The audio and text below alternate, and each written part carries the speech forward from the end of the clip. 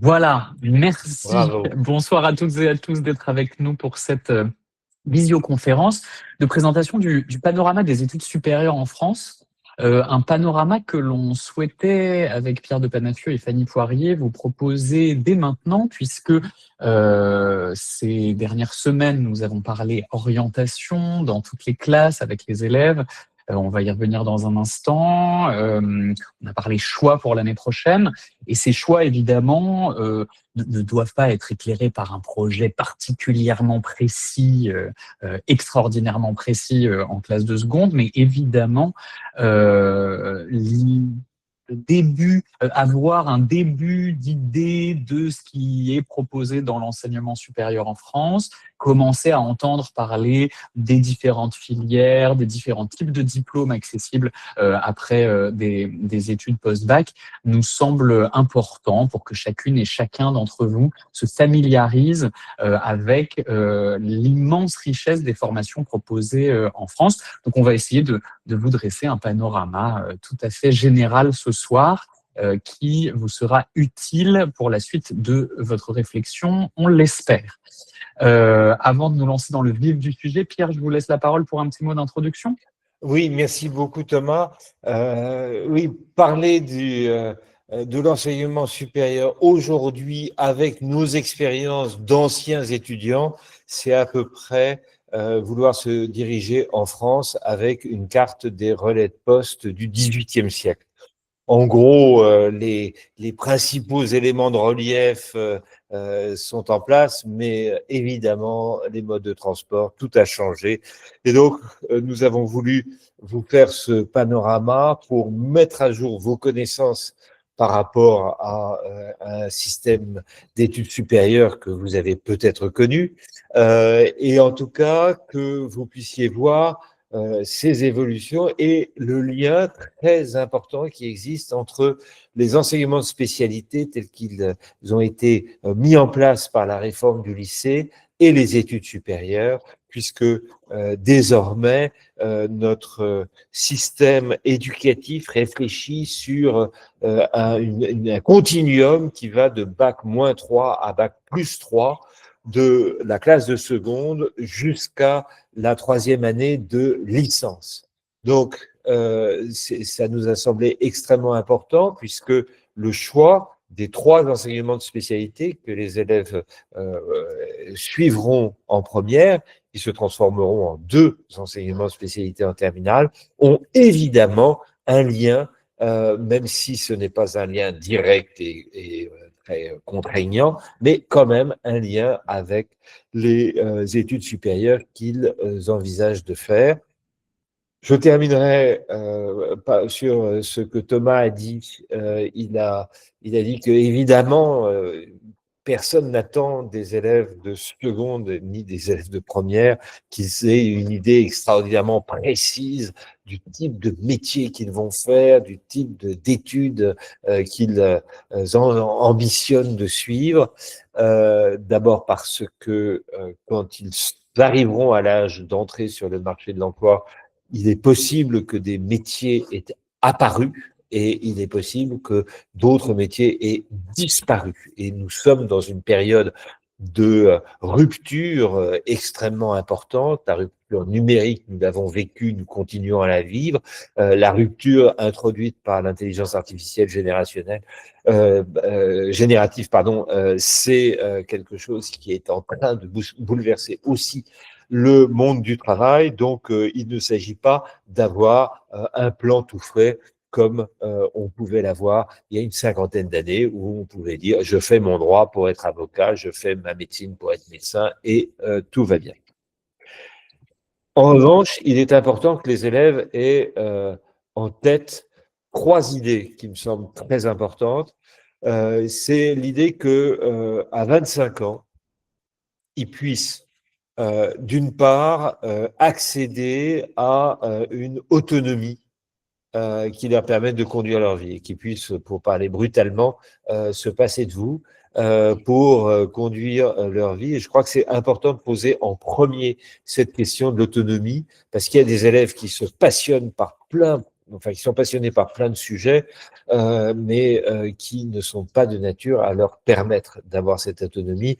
Nous avons tous en tête des situations parfois très heureuses et parfois dramatiques, de personnes qui arrivent à un âge assez avancé, en quête toujours d'un post-doc, d'un contrat à durée déterminée pour faire des choses. Je crois qu'il est important d'avoir cette première idée en tête, la question de l'autonomie. La deuxième question qui est importante à mes yeux et à nos yeux, c'est que arriver à ce milieu de leur vingtaine, donc autour de 25 ans, ils puissent avoir le choix de l'activité qui sera la leur, même s'ils sont appelés à changer d'activité. C'est bon d'avoir du choix et de pouvoir se dire je vais dans cette voie plutôt que cette autre, plutôt que de se dire je vais dans cette voie parce que je ne peux pas faire autre chose. Et je prends toujours un exemple pour illustrer cette idée. Si on s'intéresse à l'histoire, il n'y a pas beaucoup de choix en termes de débouchés hors de l'enseignement, et ce qui est un métier merveilleux, je le sais. En revanche, si on choisit la géographie, on a autant de chances de pouvoir enseigner, et encore une fois, c'est un métier merveilleux, mais on a tous les métiers autour de l'aménagement, autour de la gestion des espaces qui sont ouverts via l'urbanisme, via les aménagements, les collectivités territoriales, etc. Donc, vous voyez, deux matières qui sont enseignées en même temps, histoire et géographie, il y en a une où on peut avoir du choix, l'autre on en a moins, et c'est important qu'un historien vous le dise. Le troisième facteur, qui est peut-être le plus important, même s'il arrive qu'en troisième position, c'est le sens. C'est-à-dire que vos enfants puissent arriver dans une profession qui ait du sens pour eux, qui puissent ne pas vivre leur vie professionnelle uniquement comme le moyen de vivre véritablement le soir, le week-end, pendant les vacances, mais que ce travail fasse pleinement partie de leur vie et que ce soit une partie épanouissante de leur vie.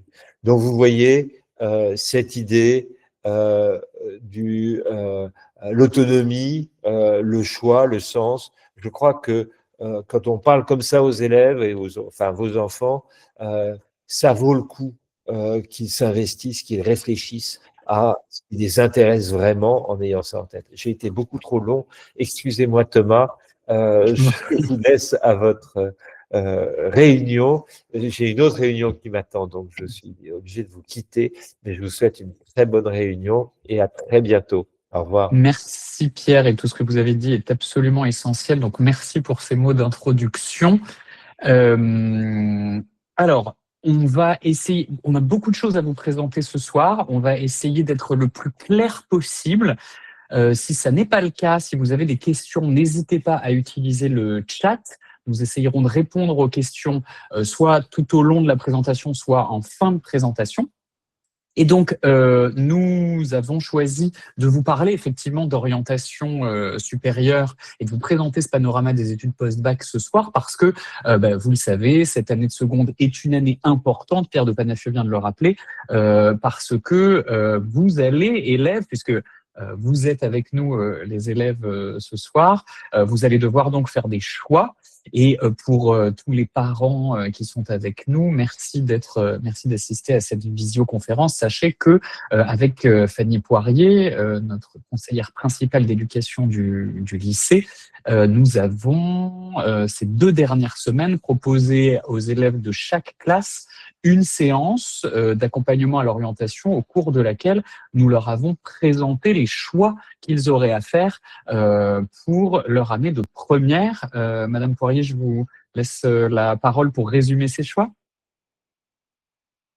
Alors, votre micro est coupé, je crois. Votre micro est coupé, mais je suis certain. Non, je pense que votre micro est coupé et qu'il faut appuyer sur la petite icône de micro en bas de votre écran. Alors, Madame Poirier va nous rejoindre tout de suite, j'en suis sûr. Donc, Concrètement, nous avons présenté aux élèves les différents choix qui s'offrent à eux pour l'année de première. Et on leur a rappelé les différents critères de choix. J'attends juste de voir si Madame Poirier peut se reconnecter. Et puis sinon, je vais vous présenter ces choix à sa place. Eh bien, écoutez, je vous propose de poursuivre à sa place. Je lui redonnerai la parole si elle nous rejoint. Donc, concrètement, les choix qui s'offrent à vous, les élèves. Ah, pardon, vous êtes encore avec nous. Vous n'êtes pas autorisé à utiliser le micro. Bon, bah, écoutez, je suis désolé. Désolé pour ce problème technique. Bah, écoutez, je poursuis et si vous arrivez à trouver une solution, je vous redonne la main. Alors attendez, est-ce que je peux moi vous donner la main? Hop.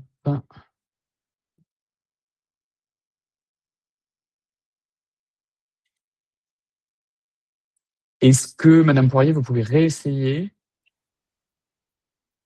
Oui, là normalement c'est bon. Ah bah c'est parfait. Voilà.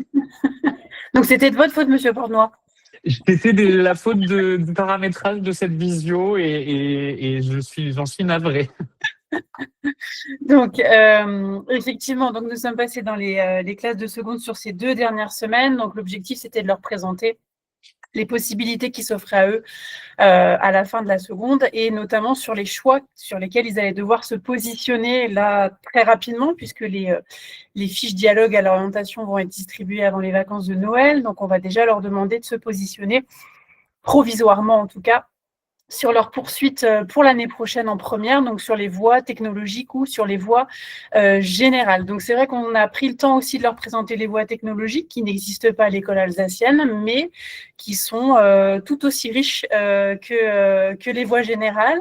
Donc on leur a expliqué qu'il existait 8 séries différentes en voies technologiques, et puis on s'est attardé aussi bien évidemment sur les voies générales et les spécialités qui sont inhérentes à l'école alsacienne.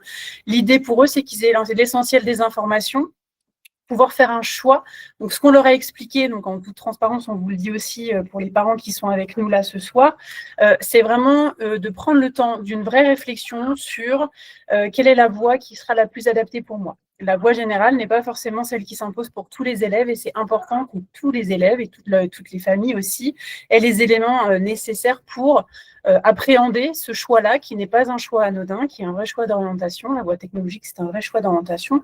Et on a voulu aussi leur expliquer que, tout comme la voie générale, on verra peut-être, je crois qu'on voit tout à l'heure dans les études, on peut accéder quasiment aux mêmes écoles et aux mêmes poursuites d'études avec un bac technologique autant qu'avec un bac général. Et ça, c'était important qu'on puisse leur expliquer. Et puis, on est revenu aussi sur l'importance du dossier et puis des critères de choix pour la voie d'orientation. Absolument. Et donc, les critères de choix pour la voie d'orientation, c'est vraiment bien se connaître. C'est savoir dans quelle situation d'apprentissage on sera le plus à même d'exprimer toutes ses qualités. Et pour ce qui est des choix donc de la voie technologique, les élèves auront à choisir une série de voies technologiques qui correspondent à leurs envies et au domaine d'études qui les intéresse. Et pour ce qui est de la voie générale, eh bien, à l'école alsacienne, puisque c'est ce que nous proposons à l'école alsacienne, la voie générale, nous proposons 8 spécialités sur les 11 qui sont proposées par l'éducation nationale. Voici la liste des spécialités proposées par l'éducation nationale. On vous l'avait présenté lors de la réunion de rentrée. Et puis, nous sommes revenus sur les différents critères de choix de ces enseignements, à savoir évidemment l'envie le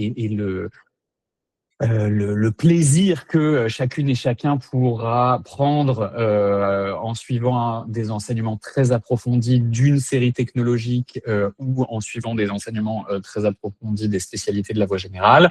Évidemment, le deuxième critère de choix, c'est un principe de réalité lié aux résultats, puisque même si nous n'attendons pas des élèves qu'ils aient une moyenne en particulier dans telle ou telle discipline de seconde pour accéder à la spécialité correspondante ou à la série technologique en lien avec cette discipline, eh bien, évidemment, des grosses difficultés en seconde dans une discipline ne seraient pas il ne nous semblerait pas très facile pour cet élève qui aurait des difficultés importantes d'accéder aux spécialités correspondantes dans de bonnes conditions et de bien y réussir. Donc, premier critère, l'envie. Deuxième critère, les résultats. Et troisième critère, la cohérence avec les cursus post-bac. Et on a rappelé aux élèves les différents passages obligés, études scientifiques égale spé scientifique, études de commerce égale au moins des mathématiques. Et puis, nous les avons invités à réfléchir donc à ces triplettes de spécialités qui pourraient les intéresser en fonction des domaines d'études qu'ils définissent comme étant des domaines qu'ils souhaitent pouvoir conserver comme des possibilités pour la suite de leur parcours ou des domaines qu'ils éliminent a priori de leur chemin possible pour la suite. Et donc, parce que le troisième critère de choix des spécialités, donc on revient pas dans le détail sur cette maquette des enseignements de première, on vous l'a présenté à vous, parents d'élèves, en début d'année, on en reparlera lors de la réunion de mi-année, mais parce que ce troisième critère de choix, c'est la cohérence entre les enseignements et les enseignements choisis et l'enseignement supérieur, on voulait ce soir présenter un premier aperçu donc de ce schéma général des études supérieures.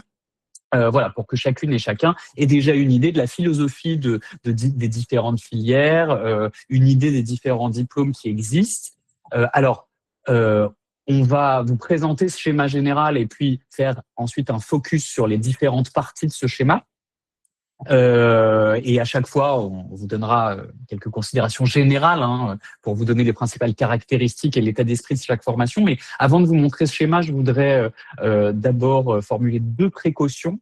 Évidemment, ce soir, il n'est pas question d'exhaustivité. Vous ne pourrez pas obtenir tous les détails possibles. Les formations post-bac proposées en France sont immense, le champ des possibles est absolument gigantesque et donc il est absolument impossible qu'on rentre dans le détail de l'ensemble des formations et même dans certains domaines, dans certaines filières, on ne pourra pas aller trop loin dans les détails. Je pense à la galaxie des écoles spécialisées post-bac. Les écoles post-bac peuvent être dans de très nombreux domaines. On ne va pas pouvoir rentrer dans le détail de l'ensemble des procédures de recrutement et de l'ensemble des possibilités offertes dans cette filière. Simplement, voilà, on veut vous donner une vision d'ensemble du champ des possibles.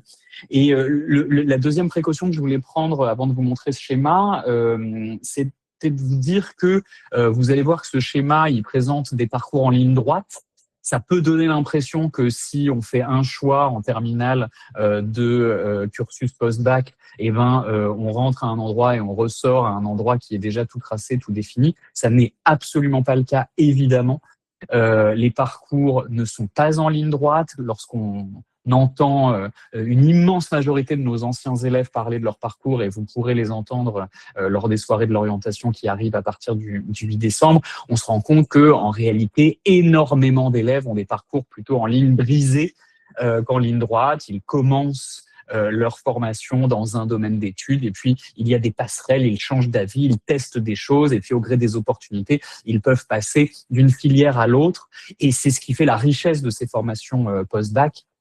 C'est ce qui fait aussi c'est ce qui peut diminuer aussi un peu la pression sur les choix qui sont faits parce que évidemment, même si les choix qui seront faits pour l'année de première et même pour les élèves de terminale, les choix qui sont faits pour l'enseignement supérieur, même si ces choix colorent les débuts de parcours des élèves, évidemment, rien n'est irréversible et des passerelles nombreuses sont possibles. Donc, méfiez-vous de ce schéma que je vais vous présenter tout de suite. C'est un schéma qui se veut synthétique, mais qui, évidemment, ne présage d'aucune manière le parcours rectiligne de chacune et de chacun. Il faut que vous soyez parfaitement tranquille avec ça.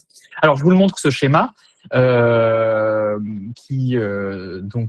présente les différentes filières dont on va vous parler ce soir. Alors, pour faire simple, je vais commencer de manière très simple. Lorsqu'on sort du baccalauréat, on a la possibilité de continuer son cursus dans différents types d'établissements. Soit on continue son cursus à l'université, soit on continue son cursus dans des lycées, soit on continue son cursus dans des écoles post-bac. Ça, c'est les trois grands types d'établissements que l'on peut trouver après l'obtention du baccalauréat. Donc, on va commencer par étudier ce que propose l'université. L'université, c'est ce qu'on appelle parfois la fac. Des élèves entendent le mot fac prononcé. Donc, même si c'est pas exactement synonyme en réalité, on va se dire que la fac, c'est l'université. Et l'université, elle propose un très grand nombre de cursus. Vous le voyez sur cette diapositive, avec une particularité pour les cursus de santé, mais il y a de nombreux cursus proposés à l'université, et tous ces cursus sont structurés en fonction des standards européens.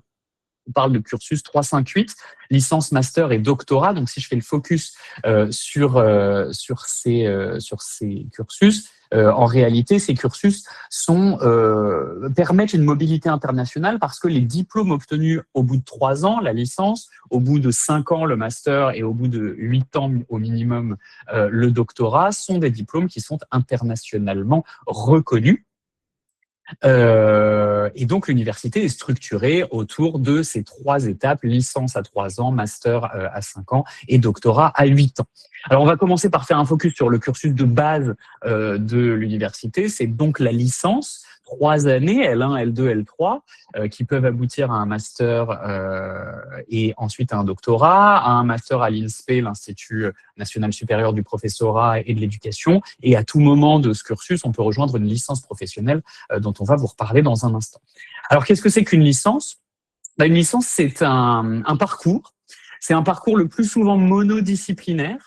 Donc il y a une discipline principale qui peut être associée avec plusieurs autres disciplines, mais le plus souvent, on se spécialise dans une discipline en particulier, et cette spécialisation, elle va être de plus en plus importante au fil des années. Ça veut dire qu'on va commencer en licence de droit, et puis petit à petit, on va aller vers du droit des affaires, etc. On peut avoir des licences qui sont organisées en portail en première année, c'est-à-dire qu'en première année, on demande pas forcément aux élèves de faire un choix d'une discipline en particulier. On peut avoir des portails de 2 ou 3 disciplines, par exemple un portail biologie, physique, chimie. Les étudiants suivront en première année ou au premier semestre au moins des enseignements de ces 3 disciplines, et ensuite ils choisiront de se spécialiser dans une de ces disciplines pour aller jusqu'au diplôme de licence en 3 ans.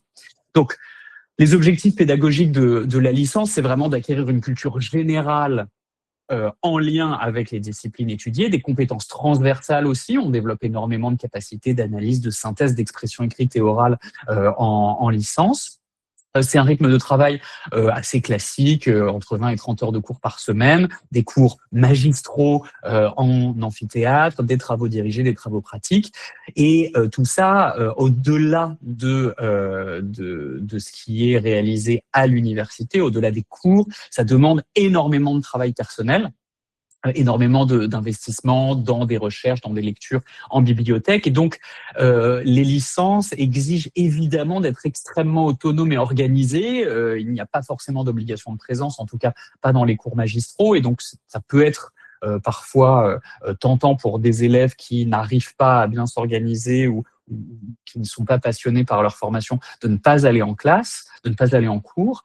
Donc, il faut vraiment être capable de se fixer des objectifs, un planning de travail, d'être autonome, d'être organisé, d'être proactif, d'aller au-devant de l'information qui, parfois, à l'université, n'est pas toujours très simple à trouver, et personne ne vient prendre les étudiants par la main pour les guider dans les méandres administratifs ou les méandres calendaires des universités. Donc, c'est des études qui sont absolument passionnantes, qui sont dispensées par des enseignants-chercheurs qui sont spécialistes de la discipline et donc qui sont extrêmement à la pointe des différentes matières enseignées. Mais ça nécessite vraiment d'être extrêmement autonome et organisé. Donc, quand je dis licence monodisciplinaire, je vous ai donné l'exemple d'un portail biologie, physique, chimie. Donc, on va vers une licence de biologie ou une licence de physique ou une licence de chimie. Mais il y a toutes les disciplines qui sont enseignées en licence.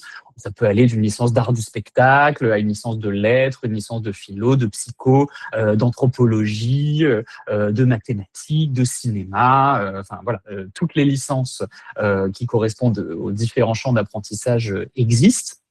Les licences, a priori, ce sont, pour les licences monodisciplinaires, des filières dites non sélectives. On entendra beaucoup ce mot quand on parlera de Parcoursup, des licences sélectives ou des licences non sélectives. Les licences sont a priori non sélectives, mais attention, ça ne veut pas dire que tous ceux qui candidatent en licence seront pris en licence, puisqu'évidemment, les capacités d'accueil sont limitées. Si on a 10 000 étudiants qui candidatent dans une licence qui propose 500 places, il y a un classement des candidatures.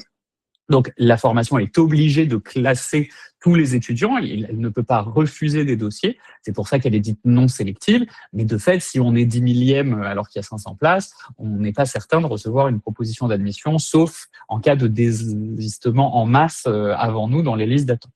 Donc attention, les licences monodisciplinaires sont non sélectives, ça ne veut pas dire qu'on y rentre comme on veut. Le dossier est important, il peut être complété parfois par un test de niveau ou un entretien de motivation préalable. C'est assez rare pour les licences monodisciplinaires, mais ça peut arriver. Et alors j'attire tout de suite votre attention sur le fait que derrière le terme licence non sélective, en réalité se cache énormément d'autres cursus adossés aux licences, mais qui sont en fait des cursus sélectifs. Je vous donne un exemple. Je suis allé il y a quelques instants pour mettre à jour cette diapositive sur le site de l'université Panthéon-Assas et je suis allé voir le catalogue des formations en droit. Et voilà le catalogue des formations en droit. Vous voyez que on a dans ce catalogue, on va avoir la licence monodisciplinaire en droit, licence classique, mais on va avoir bien d'autres cursus, des cursus qui vont parfois être des doubles cursus, donc des doubles cursus droit éco-gestion, sciences politiques et droit. On va avoir un double cursus avec un diplôme d'études multilingues. On va avoir tout un tas d'autres propositions de licences qui vont être des licences qui, elles, ne sont pas dites non sélectives, qui vont être des cursus spécifiques et sélectifs de licence.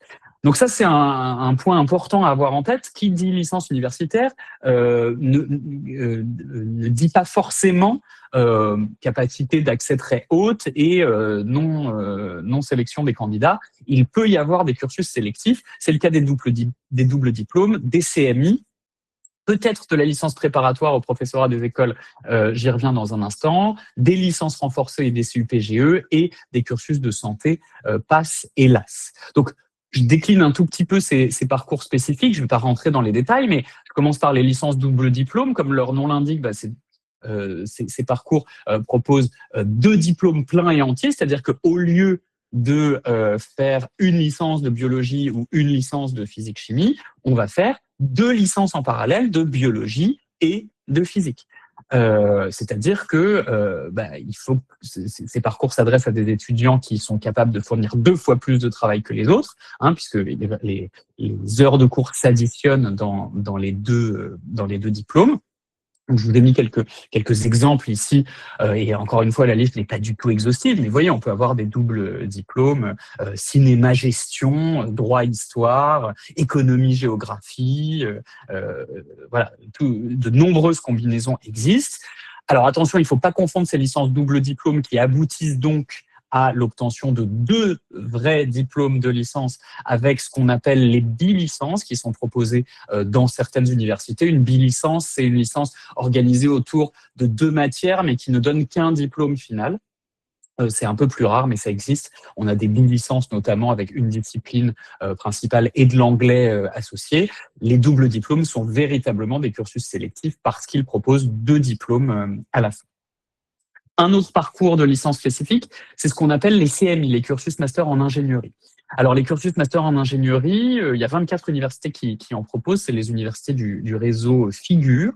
Des parcours en 5 ans. Alors, ce qui est intéressant, c'est que quand on rentre en licence dans le cadre d'un CMI, on a la garantie de poursuivre jusqu'en master, c'est-à-dire que les étudiants qui habituellement terminent la licence en 3 ans doivent ensuite repostuler dans des masters et repartir dans une session de sélection importante. Dans les cursus master en ingénierie, on a la certitude de poursuivre pendant les 5 années. Ça n'empêche pas les étudiants de candidater dans un autre master que celui proposé dans le cadre du CMI à l'issue de leurs 3 premières années, mais c'est quelque chose d'assez intéressant d'avoir déjà un master assuré dès l'entrée en première année de licence.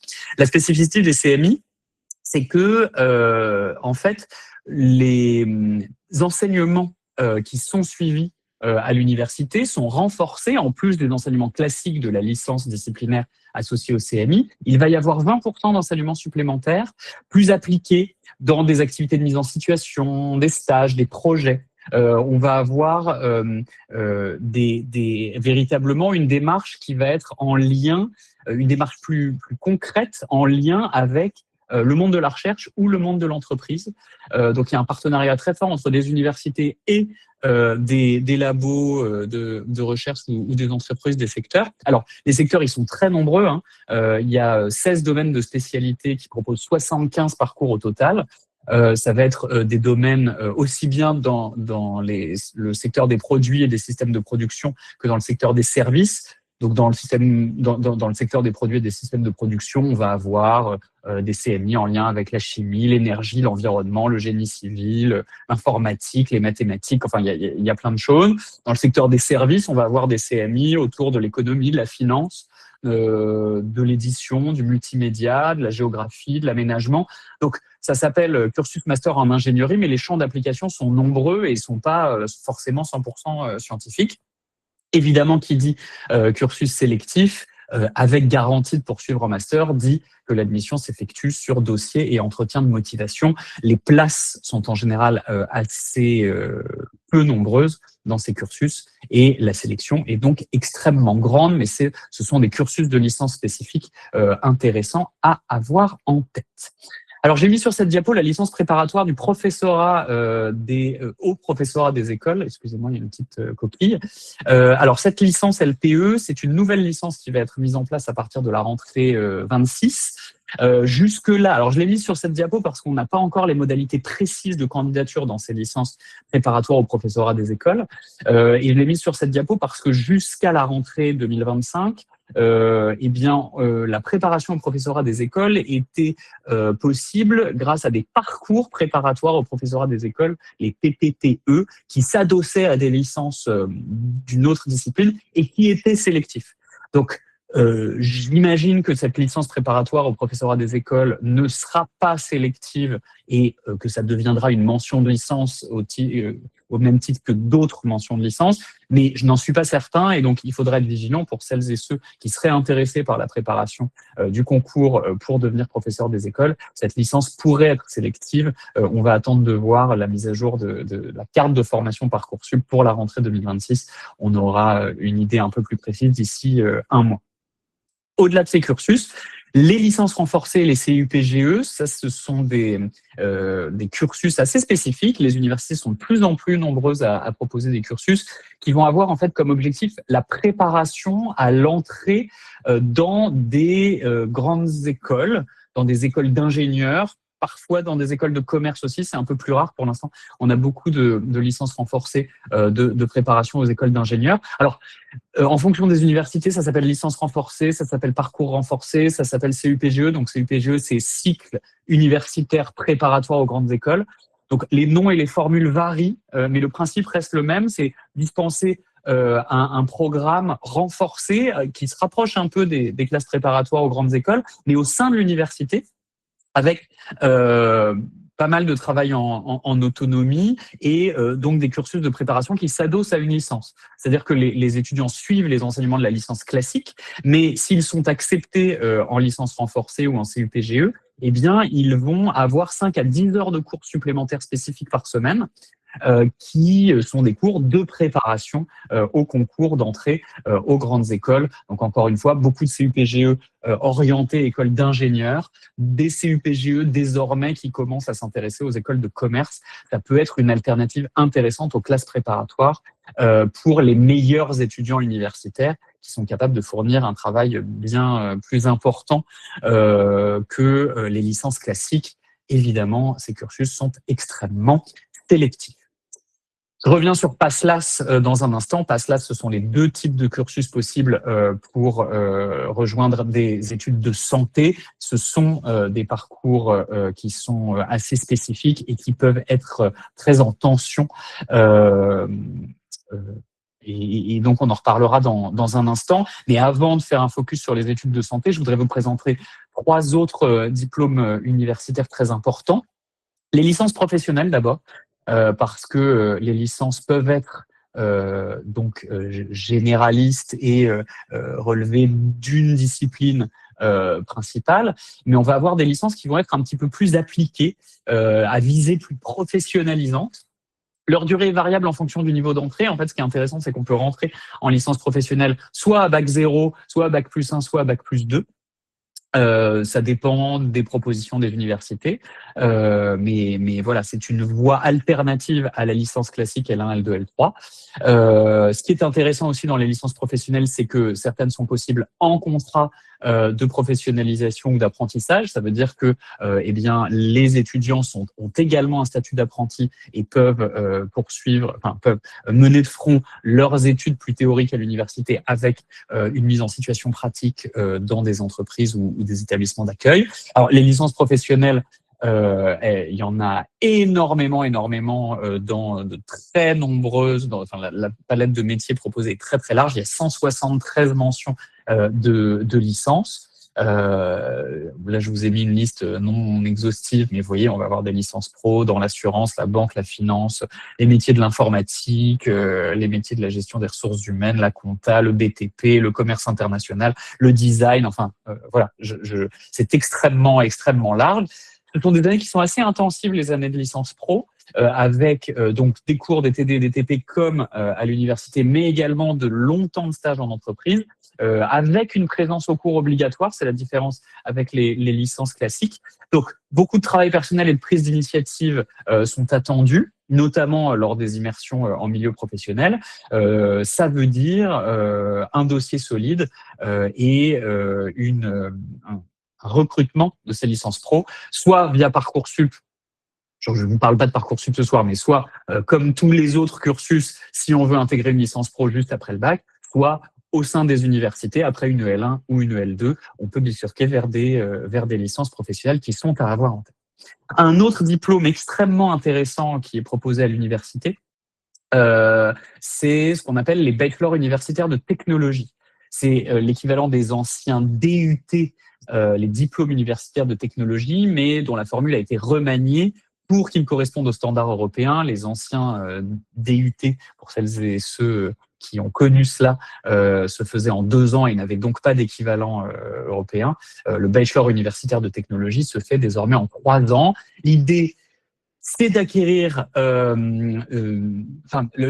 visée, c'est vraiment la polyvalence dans un domaine professionnel, c'est-à-dire que les étudiants en BUT vont acquérir des compétences multiples et une culture générale extrêmement riche, évidemment dans un domaine professionnel, mais qui est un peu plus large que les BTS. Si vous connaissez les BTS, je vais vous les présenter dans un instant. Donc, ce qui est intéressant avec les BUT, c'est que c'est à la fois professionnalisant et en même temps suffisamment théorique et large pour permettre des poursuites d'études. Donc, soit on accède à l'emploi juste après un BUT, soit on poursuit et on peut poursuivre en master au même titre que les étudiants qui sortent d'une licence. Donc ça, c'est extrêmement intéressant pour ça, les BUT, avec la possibilité d'être en alternance sur tout ou partie du cursus. On a des BUT 100% théoriques sans alternance, 100% sous statut d'étudiant, des BUT qui vont être en alternance, parfois sur les 3 années, parfois sur 1 ou 2 années. Et donc, les possibilités sont très larges. Une expérience professionnelle est développée très largement dans les différentes dans les différentes heures de formation qui sont dédiées. Il y a beaucoup de stages, beaucoup de semaines d'immersion en milieu professionnel, beaucoup de travail personnel et beaucoup d'heures de cours également, avec là encore des cours magistraux, des travaux dirigés, des travaux pratiques et des projets tutorés, avec pour spécificité, et ça rejoint ce qu'on présentait aux élèves sur la voie technologique, une pédagogie basée sur les compétences. Alors les BUT sont accessibles aux bacheliers généraux et aux bacheliers technologiques, mais comme dans la voie technologique, les BUT, l'intérêt c'est qu'ils sont suffisamment théoriques pour permettre une poursuite d'études en master, mais ils sont quand même fondés sur un apprentissage du concret, sur des projets appliqués, des projets de groupe, avec un accompagnement individualisé. Et donc, c'est vraiment l'avantage de l'université sans les inconvénients, c'est-à-dire qu'on va avoir un environnement beaucoup plus encadrant, avec vraiment à taille humaine, avec un rythme assez soutenu, une présence en cours obligatoire et des professeurs qui connaissent bien leurs élèves. Donc, les BUT, c'est vraiment intéressant. Ils sont nombreux.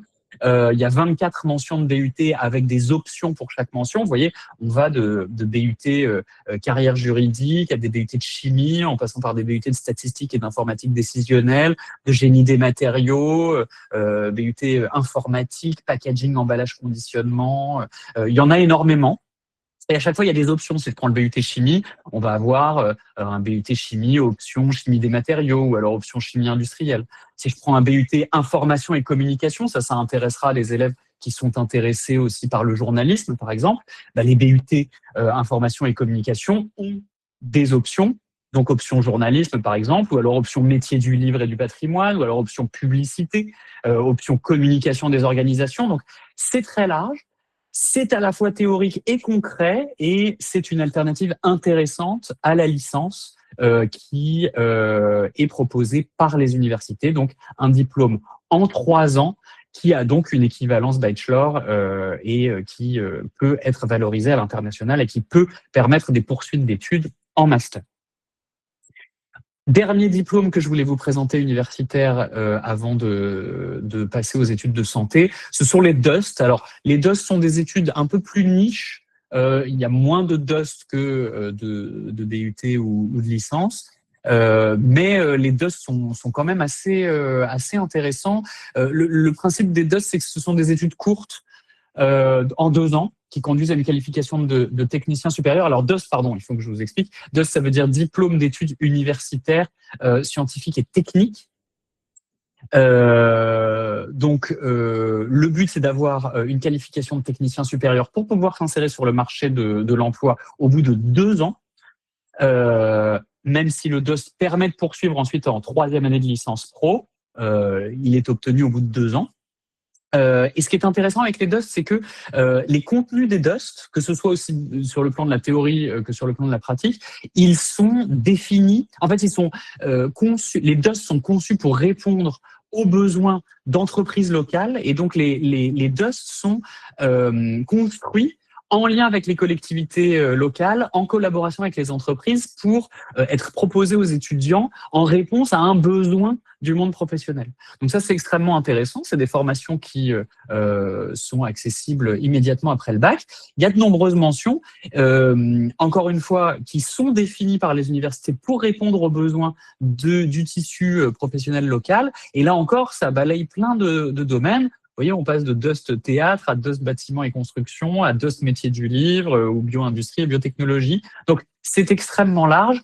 Ayez ça en tête, parce que pour des élèves qui ont envie de s'insérer plus rapidement sur le marché de l'emploi, c'est la manière universitaire d'avoir une qualification de technicien supérieur au bout de 2 ans. C'est un peu l'équivalent universitaire des DTS, dont je vous reparlerai dans un instant, qui sont proposés dans les lycées. Voilà donc pour ces cursus universitaires.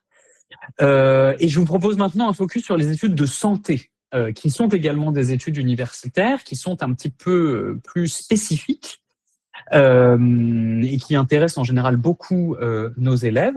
Alors, l'accès aux études de santé, elle peut se faire via 2 voies différentes. Et quelle que soit la voie choisie, les élèves ont 2 chances d'intégrer les études de santé. Les 2 voies sont les suivantes. C'est le PASS, le parcours d'accès spécifique santé, ou les LAS, les licences accès santé. Qu'est-ce que ça veut dire? Dans les 2 cas, on doit faire le choix, en plus des disciplines en lien avec la santé, d'une discipline qui n'a rien à voir, qui peut ne rien avoir à voir avec la santé. Donc, on va avoir des enseignements de santé et des enseignements d'une autre discipline. Cette autre discipline, ça peut être de la philo, ça peut être de l'économie, ça peut être de la biologie, ça peut être des lettres, ça peut être des mathématiques, ça peut être énormément de choses. En PASS, il va y avoir en gros 75 à 80% des cours qui sont des cours de santé et 20 à 25% de cours de cette autre discipline, philo, droit, histoire, mathématiques, biologie. En LAS, l'équilibre est inverse. C'est-à-dire que la licence choisie, donc la LAS, c'est la licence accès santé. Dans la licence choisie, les étudiants vont suivre les cours de la licence concernée, donc 80%, 75% de leur temps va être consacré aux cours de la licence concernée. Donc, les étudiants vont suivre peut-être 25 heures par semaine d'une licence de philo ou d'une licence d'économie ou d'une licence de mathématiques. Et en plus de ces cours de la licence monodisciplinaire dans la discipline choisie, il va y avoir une option santé, donc 5 à 10 heures par semaine, enfin je vais peut-être un peu loin, mais quelques heures par semaine en tout cas, en fonction des universités, les modalités sont différentes, ça peut être des enseignements regroupés, bref, je ne rentre pas dans tous les détails, mais beaucoup d'enseignements de la discipline choisie comme étant la discipline de licence et 20 à 25% de cours en lien avec la santé.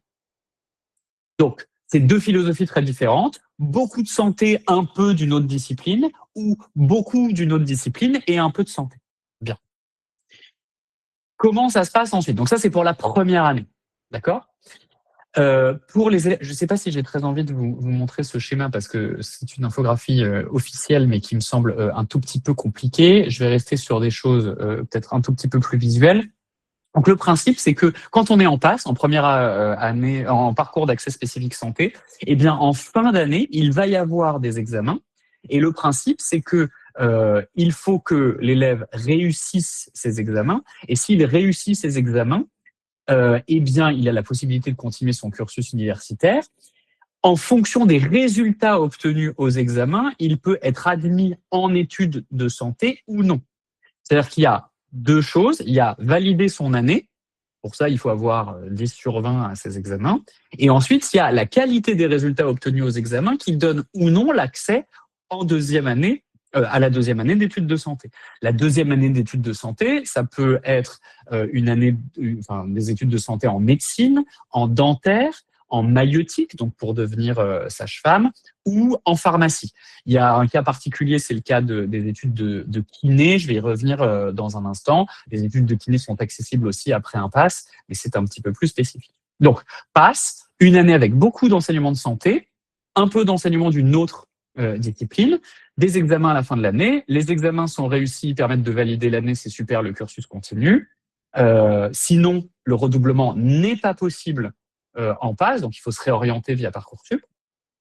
Et en fonction de la qualité des résultats, accès à la filière santé ou non, donc accès en médecine, pharma, dentaire ou maïeutique ou non. Si l'étudiant valide son année mais ne passe pas, n'est pas accepté en filière santé, il peut continuer son parcours en LAS, en deuxième année de LAS, et cet étudiant a alors la possibilité de retenter l'accès aux études de santé après une deuxième année de LAS ou une troisième année de LAS. Donc il y a deux chances. Première chance en PASS, deuxième chance en LAS 2 ou en LAS 3. La LAS, donc vous l'avez compris, le principe c'est que c'est une licence classique, donc une licence par exemple de philosophie, une licence de mathématiques. En plus de ça, il y a des options de santé. Et donc, il faut valider son année, donc avoir 10 sur 20 aux examens et avoir les meilleurs résultats possibles dans la licence et dans la licence et dans l'option santé pour être accepté en deuxième année d'études de santé. La LAS, elle est en 3 ans, c'est une licence. Et donc, les étudiants, comme ceux qui ont commencé par un PASS, ont 2 chances d'accéder aux études de santé. Donc, ils peuvent présenter l'accès santé après une LAS 1 et après une LAS 2, ou après une LAS 1 et après une LAS 3, ou bien ne pas du tout tenter en LAS 1 et présenter après une LAS 2 ou une LAS 3. Bien. Donc, concrètement, 2 possibilités pour faire des études de santé. Soit on fait beaucoup de santé et un peu d'une autre discipline, soit on fait beaucoup d'une autre discipline et un peu de santé. Vous avez compris que lorsqu'on est en PASS, si on rate le PASS, eh bien, on continue en 2e année de LAS de la discipline choisie comme mineur de PASS. C'est-à-dire que si je fais un PASS option philo, eh bien, je continue, si je ne valide pas mon accès santé à l'issue de mon PASS, de continuer en 2e année de licence de philosophie et je peux retenter l'accès santé au bout d'1 an, donc à l'issue de la LAS 2 ou au bout de 2 ans à l'issue de la LAS 3. Bien. Kiné, je vous le disais, c'est un peu plus spécifique. Pour faire des études de kiné, on peut faire un PASS, même principe que ce que je viens de vous expliquer. On peut faire une LAS, une licence accès santé, même principe que ce que je viens de vous expliquer. Alors attention, dans les 2 cas, PASS et LAS, il faut vérifier que l'université visée propose un accès en institut de formation de master kinésithérapeute. C'est pas toujours le cas. Mais il y a une possibilité supplémentaire pour faire kiné, c'est de faire une licence de sciences et techniques des activités physiques et sportives, une licence STAPS, ou bien une licence de biologie. Donc voilà, une première année de licence STAPS ou de licence de biologie peut permettre, là encore, en fonction de la qualité des résultats, de rejoindre la filière kiné. Pardonnez-moi, je viens de voir votre question dans le chat. Aborderez-vous ce soir les spécialités à choisir pour la première en fonction de ce panorama? Alors, je pourrais y revenir à la fin. Je n'ai pas prévu de détailler les choses ce soir. On en a beaucoup parlé lors de la réunion de début d'année. On en a beaucoup parlé en classe avec vos enfants. Je pourrais y revenir en fin de présentation si vous souhaitez. Donc, j'espère que c'est à peu près clair pour les études de santé. Et avec les études de santé, on conclut cette page consacrée aux enseignements universitaires qui, vous le voyez, sont extrêmement nombreux, des licences, des DUT. Donc, je vous remontre le schéma, des licences, des DUT, des DUST, des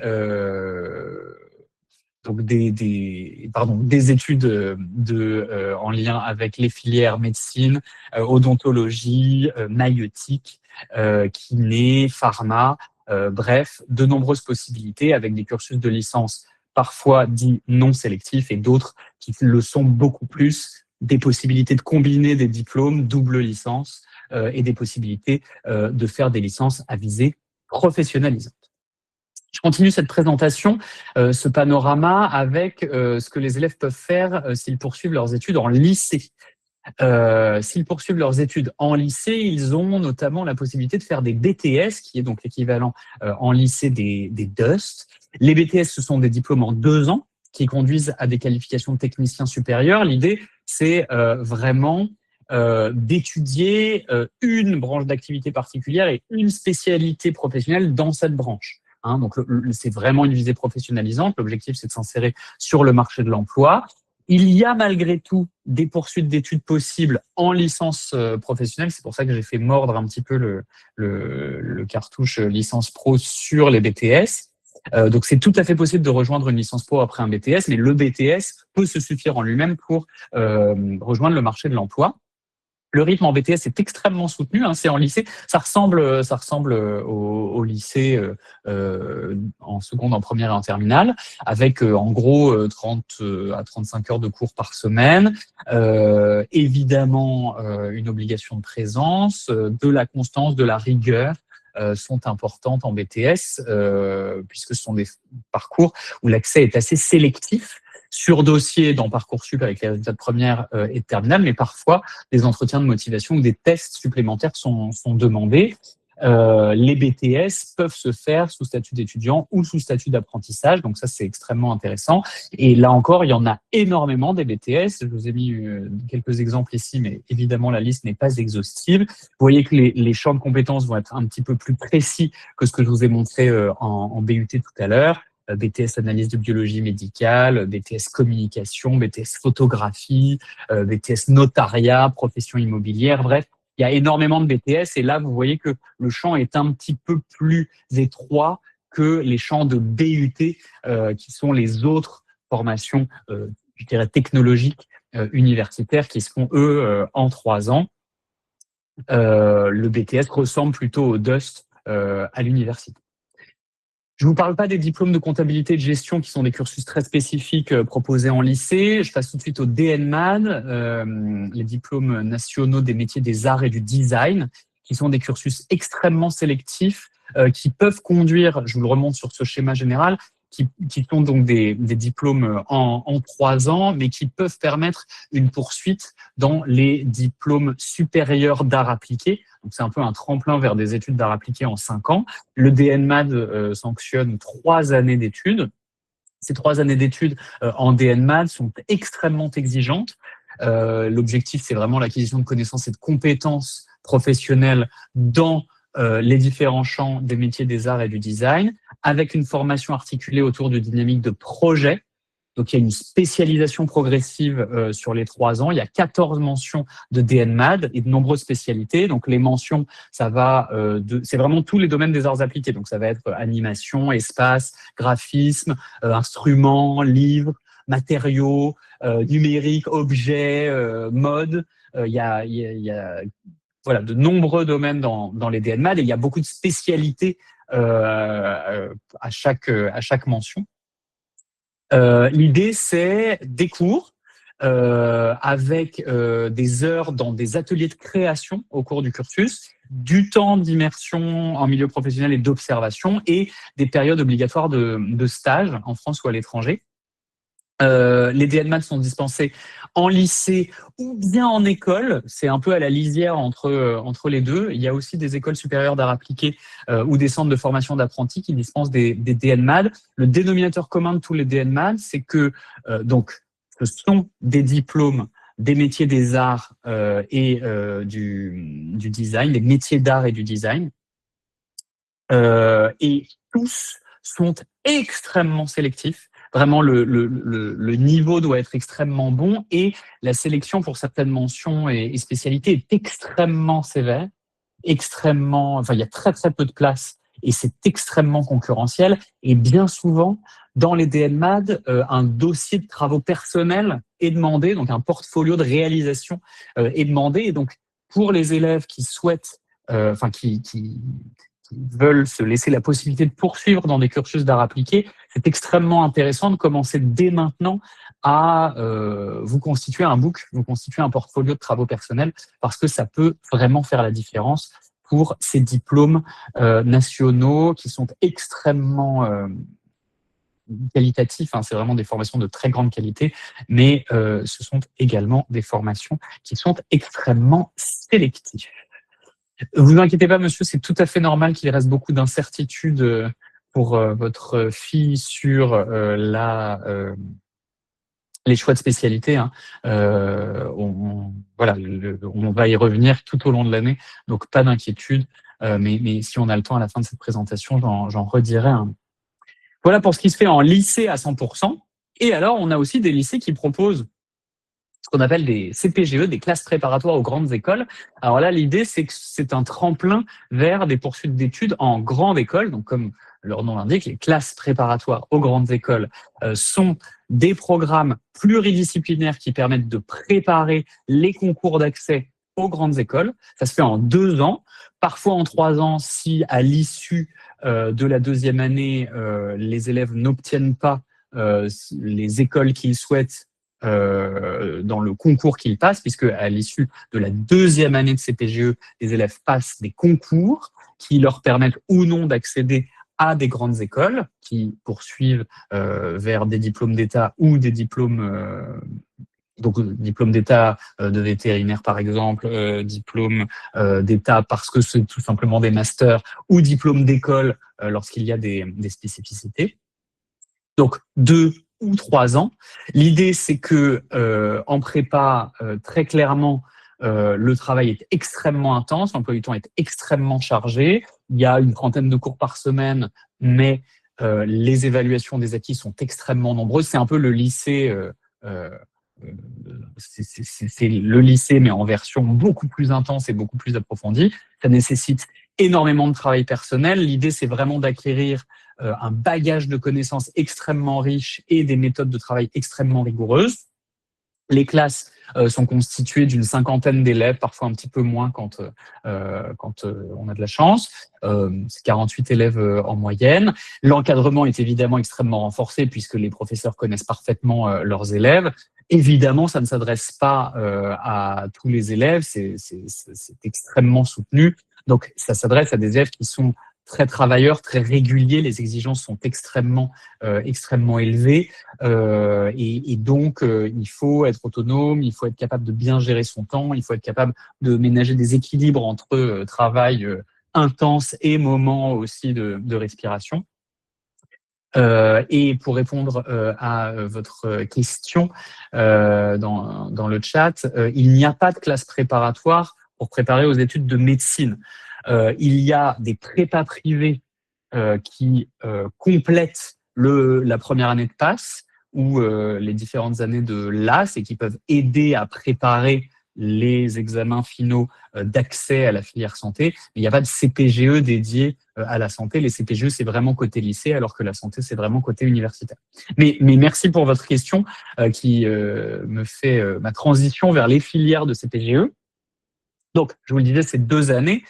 Donc, on commence au baccalauréat et ensuite, on est en première année de prépa, puis en deuxième année de prépa. Et voici les différentes grandes écoles accessibles après ces prépas. Alors, il y a 3 filières. Hein. Il y a la filière économique, la filière littéraire et la filière scientifique.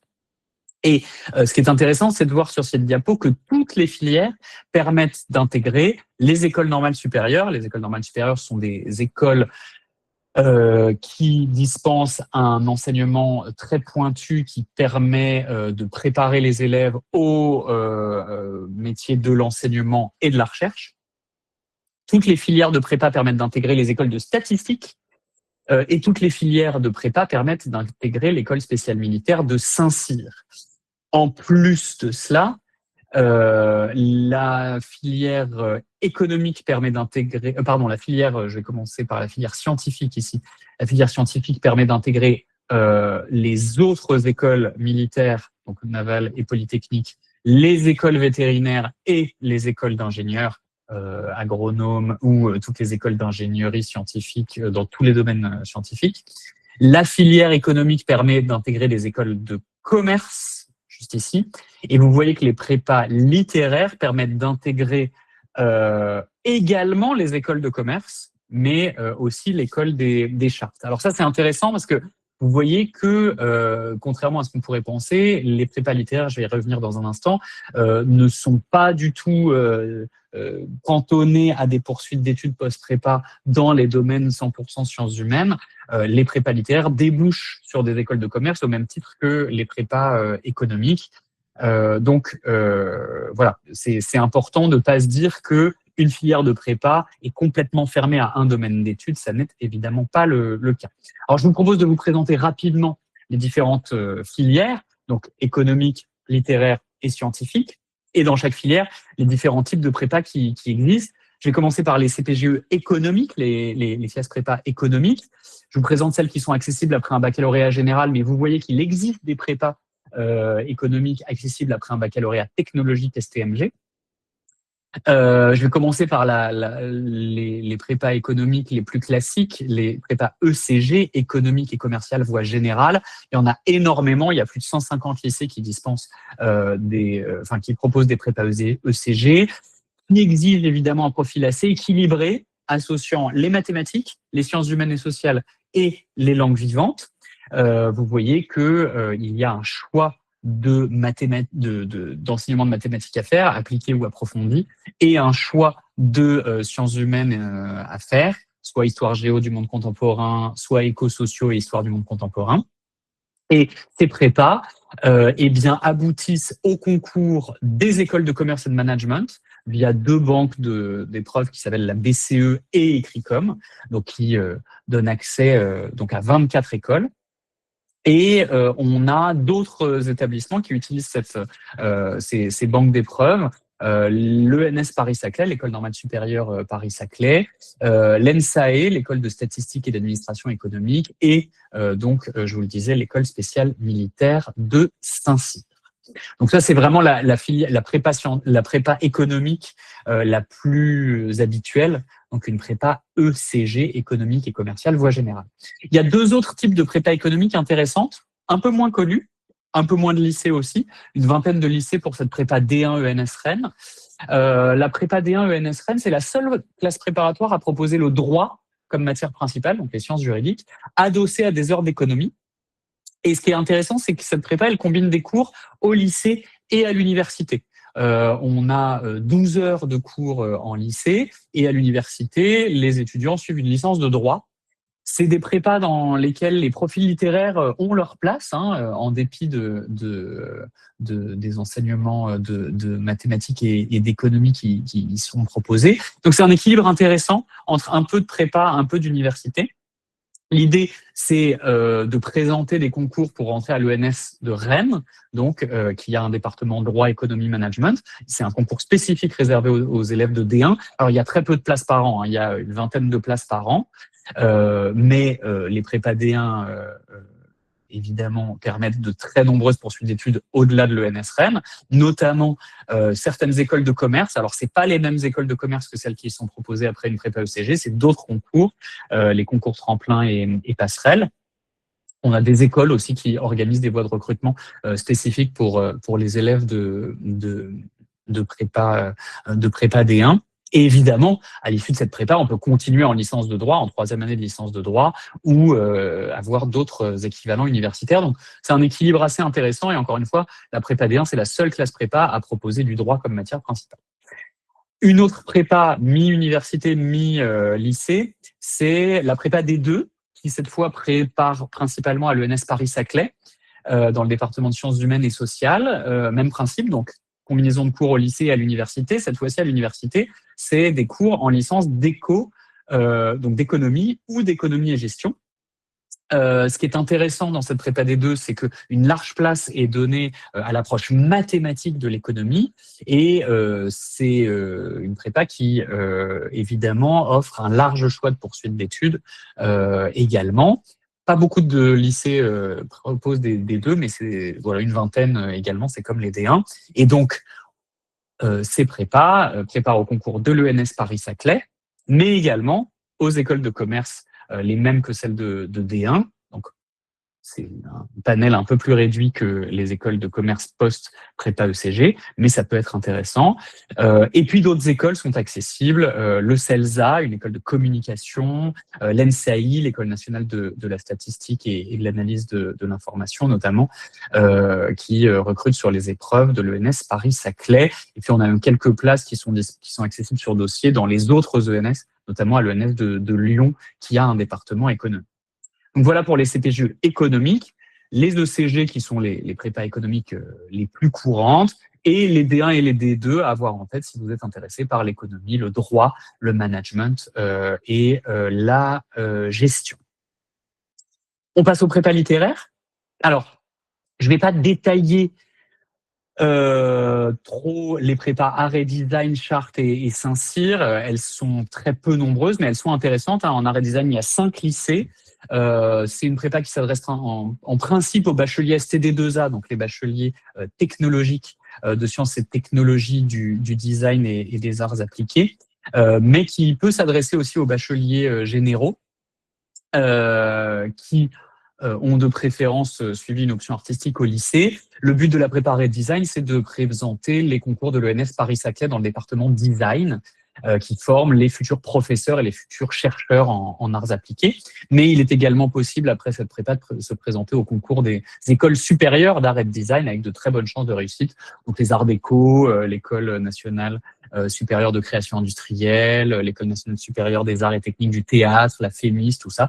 C'est une prépa intéressante, la prépa art et design, qui augmente les chances de réussir au concours des écoles supérieures d'art et de design. Je vais vite aussi sur la prépa charte. Il n'y a que 3 lycées qui la proposent, mais elle est intéressante pour intégrer l'école nationale des chartes où sont formés les archivistes paléographes. Donc là, c'est plutôt une prépa pour les passionnés d'histoire, que ce soit l'histoire médiévale, moderne ou contemporaine, mais qui manifeste aussi un intérêt pour la civilisation et la littérature latine. avec la possibilité d'être débutant en latin en première année de prépa charte, même si évidemment c'est un petit peu plus dur de préparer le concours puisque le latin y occupe une place importante. Je ne rentre pas non plus dans trop de détails concernant les prépas Saint-Cyr Lettres, puisqu'il n'y a que 3 lycées qui proposent ces prépas, mais le principe, c'est que ce sont des prépas littéraires spécifiques pour présenter le concours de l'école spéciale militaire de Saint-Cyr. Les épreuves d'admissibilité sont les mêmes que celles des ENS dont je vais vous parler dans un instant, mais les épreuves d'admission sont spécifiques au concours de l'école supérieure, de l'école spéciale militaire. Et évidemment, l'objectif, c'est d'embrasser une carrière d'officier dans l'armée de terre lorsque l'on intègre Saint-Cyr. Ça, c'est pour les prépas Redesign, Charte et Saint-Cyr. Je vais un tout petit peu vite. Je vais faire un petit focus sur les prépas lettres et les prépas lettres et sciences sociales. Lettres, c'est ce qu'on appelle AL dans l'ancienne dénomination, et lettres et sciences sociales, c'est ce qu'on appelait BL dans l'ancienne dénomination. Les prépas lettres, première année, donc on appelle Hippocagne également, lettres supérieures parfois. Ces prépas lettres, première année, elles sont communes à tous les étudiants des prépas littéraires, qu'ils veuillent ensuite préparer le concours de l'ENS de Lyon ou le concours de l'ENS Ulm en deuxième année. C'est une première année commune. Il n'y a pas de spécialité en première année, c'est un tronc d'enseignement commun que vous voyez sur cette diapositive avec du français, de l'histoire, des langues, de la philo, une langue et culture de l'Antiquité obligatoire, mais le niveau débutant est possible, de l'EPS, de la géographie et une ELV2. Il y a une centaine de lycées qui proposent ces classes prépa lettres en première année.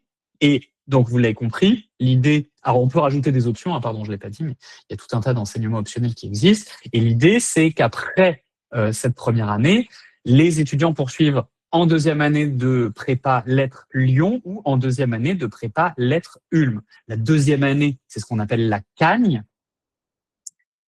Alors, la deuxième année reste pluridisciplinaire, évidemment, mais la prépa, alors je commence par la prépa lettres Lyon, cette prépa lettres Lyon, en deuxième année, elle permet aux élèves d'acquérir une spécialisation. Elle reste pluridisciplinaire, mais elle permet d'acquérir une spécialisation dans un domaine choisi.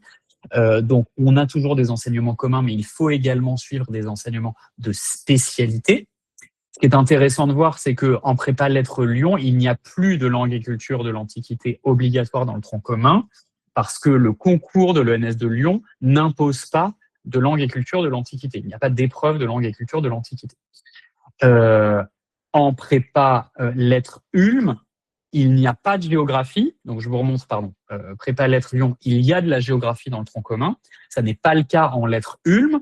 Il n'y a pas de géographie, mais il y a une langue ancienne, latin ou grec, nécessaire en lettres Ulm. Le concours de l'ENS Ulm, donc de l'ENS de Paris, nécessite du latin ou du grec, et le concours de l'ENS Lyon nécessite de la géographie. Donc, le concours présenté à l'issue de ces prépas littéraires, c'est a priori ici, en prépa lettres Lyon, le concours de l'ENS de Lyon. On peut présenter aussi le concours de l'ENS Paris-Saclay pour son département d'anglais, puisqu'il y a un département d'anglais extrêmement intéressant à l'ENS Paris-Saclay qui prépare notamment les futurs enseignants-chercheurs et les futurs agrégés en anglais. Il est possible de présenter également le concours de l'ENS Ulm après une prépa lettres Lyon, moyennant un surcroît de travail, évidemment.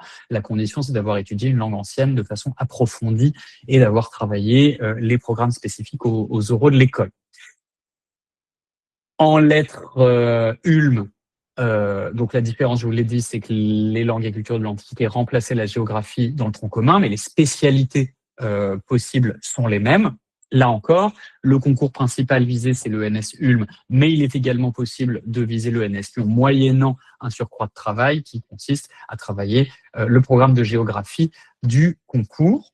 Et dans les deux cas, que ce soit en prépa lettres Ulm ou en prépa lettres Lyon, les élèves, en fin de deuxième année, peuvent, en plus des concours des ENS, présenter les concours de ce qu'on appelle la banque d'épreuves littéraires.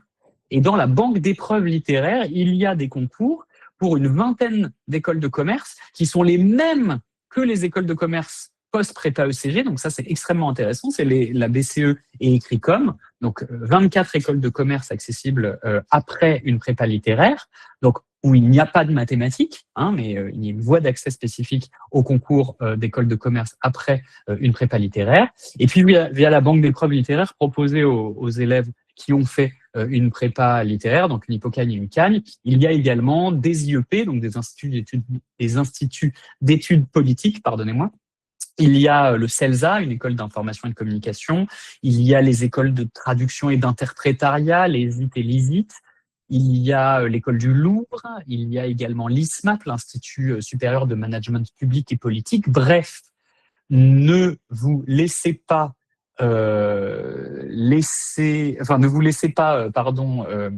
convaincre que les prépas littéraires sont une voie très étroite.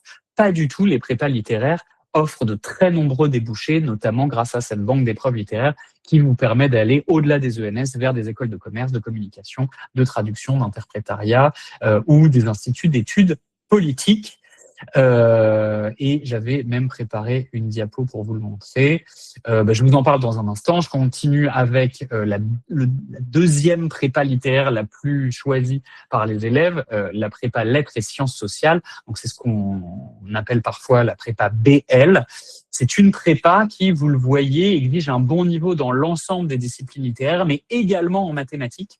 Elle est très exigeante, elle recrute principalement des bacheliers généraux qui ont opté pour l'enseignement de spécialité mathématiques en terminale, associé à un enseignement de spécialité dans le domaine des sciences humaines et sociales. Il y a une trentaine de lycées qui proposent ces prépas DL, c'est pas beaucoup. Et donc le principe des BL, c'est d'accéder à une banque d'épreuves qu'on appelle lettres et sciences économiques et sociales, qui permet d'accéder aux ENS de Lyon, de Paris-Saclay et d'Ulm, qui permet de présenter également d'autres écoles, les mêmes que ceux de la banque d'épreuves littéraires. Et donc, je vous résume tout ça dans cette diapositive que j'aurais dû vous montrer tout à l'heure.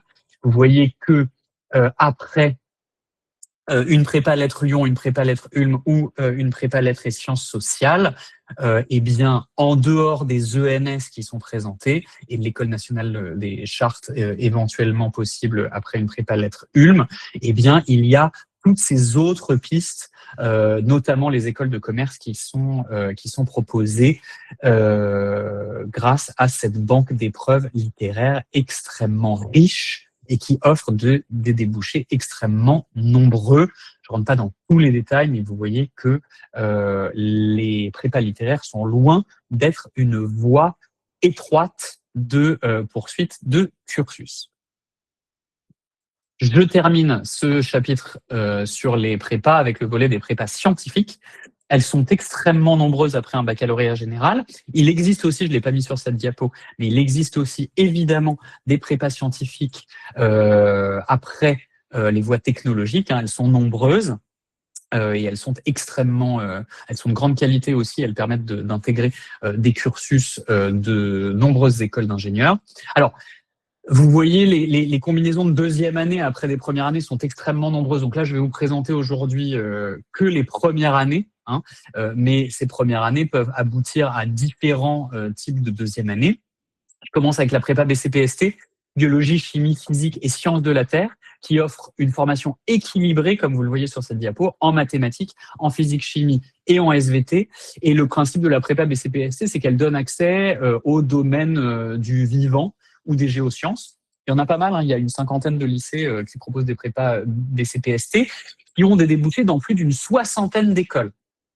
Les concours principaux, c'est les concours de la banque Agro-Veto, qui permet de se présenter à près d'une quarantaine d'écoles d'ingénieurs en agronomie, en agroalimentaire, en sciences du vivant, en chimie et en physique. Cette banque Agro-Veto, elle permet d'accéder à l'école polytechnique et elle permet d'accéder aussi aux 4 écoles nationales vétérinaires. Il n'y a pas que ça. Après une prépa BCPST, il y a aussi la banque de concours qui s'appelle Inter-ENS Pont Paris Tech, qui permet d'intégrer les ENS de Lyon, de Paris et donc Ulm et l'ENS Paris-Saclay, l'école des ponts également. Et puis il y a d'autres concours, les concours du groupe INSA, qui sont des écoles supérieure d'ingénierie, le concours G2E qui donne accès à des écoles en géosciences, donc géosciences et applications, géologie, géotechnique, génie civil, environnement, aménagement du territoire. Bref, la prépa BCPST est une prépa extrêmement complète dans laquelle on peut faire des sciences de la vie et de la terre en plus des autres disciplines que l'on peut trouver plus classiquement en prépa scientifique, c'est-à-dire la physique, la chimie, les mathématiques et l'informatique. Autre type de prépa, la prépa MPSI. Alors là, les mathématiques qui occupent la première place. Vous le voyez, 12 heures de mathématiques par semaine en première année. L'approche est assez abstraite en mathématiques, physique, chimie et en MPSI, en mathématiques, physique et sciences de l'ingénieur. Beaucoup de lycées proposent cette prépa. Il y a plus de 120 lycées qui proposent cette prépa, qui est donc à très forte dominante mathématique. Beaucoup de mathématiques aussi, mais un petit peu plus de physique-chimie, c'est la prépa PCSI, donc une combinaison de matières scientifiques un petit peu plus équilibrée qu'en MPSI, avec davantage de place accordée à la chimie et à l'expérimentation. Là encore, il y a beaucoup de lycées qui proposent ces prépas PCSI, plus de 140. Autre possibilité, la prépa PTSI. Alors là, c'est encore plus équilibré, puisque vous voyez que les mathématiques, la physique, et les sciences de l'ingénieur, enfin la physique-chimie et les sciences de l'ingénieur sont à part égale. 9 heures de maths, 8 heures de physique-chimie, 8h30 de sciences industrielles de l'ingénieur. Donc, c'est des prépas qui constituent vraiment une formation de très haut niveau en sciences de l'ingénieur avec une grande attention portée aux applications des notions étudiées. C'est peut-être la prépa scientifique accessible après une voie générale la plus appliquée. PTSI, c'est physique, technologie et sciences de l'ingénieur. Il y a 70 lycées qui proposent des prépas PTSI, donc c'est également une prépa extrêmement proposée. Et enfin, dernière prépa scientifique intéressante qui est apparue au moment de la réforme du baccalauréat et de l'introduction de l'aspect numérique et sciences de l'ingénieur en première et en terminale, la prépa MP2I, mathématiques, physique, ingénierie et informatique. Donc une prépa qui fait la part belle à l'informatique dès le premier semestre, avec une possibilité de continuer en option info ou en option sciences industrielles de l'ingénieur en deuxième année. Mais vous voyez que l'informatique est extrêmement développée, quelle que soit l'option choisie au deuxième semestre, et extrêmement développée dès le premier semestre. Attention, vous voyez qu'il y a quand même 12 heures de mathématiques, hein, donc c'est bien d'adorer le numérique, mais il faut également être extrêmement fort dans les mathématiques. Donc voilà pour les classes préparatoires scientifiques. Là encore, hein, donc ça, je vous ai présenté les premières années. En deuxième année, eh bien, on peut accéder à la filière prévue par la première année, mais il y a également différentes. Je me suis mal exprimé. Après une première année, en fonction de la filière de première année, il y a une ou plusieurs deuxièmes années possibles. Vous voyez qu'après une MP2I, ça c'est extrêmement intéressant, donc cette prépa plus numérique, plus orientée numérique, on peut rejoindre une MP, donc une deuxième année de maths physique, exactement comme les élèves qui viennent d'une prépa MPSI. Donc, c'est pas parce qu'on choisit de faire une MP2I à dominante numérique plus importante qu'on est contraint de faire une deuxième AT, mathématiques, physique et informatique. Pas du tout. On peut poursuivre en MP ou en psy, exactement comme des élèves qui ont fait une MPSI.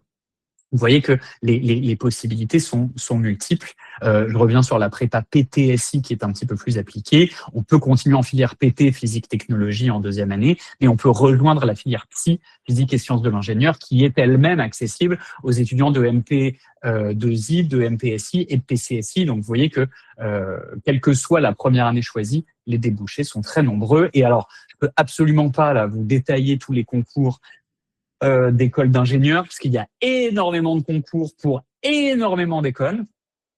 Mais vous l'avez compris, BCPST, c'est des écoles d'ingénieurs très larges en lien avec la physique, la chimie, les sciences de l'environnement, les sciences de la vie, les sciences de la terre, l'agronomie et les écoles vétérinaires. pour PT, MP, MPI, PC et Psy, qui sont les filières de deuxième année de prépa scientifique, il y a évidemment tous les concours des écoles d'ingénieurs avec toujours la possibilité d'intégrer dans certaines filières les écoles normales supérieures, je vous l'ai dit, dès le départ.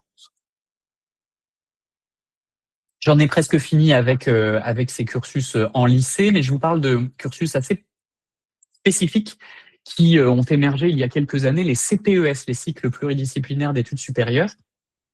L'année dernière, dans l'offre de formation 2025, il y avait une quarantaine de CPES proposés sur Parcoursup à travers toute la France. Alors les CPES, c'est intéressant, c'est des cursus généralistes et pluridisciplinaires d'excellence.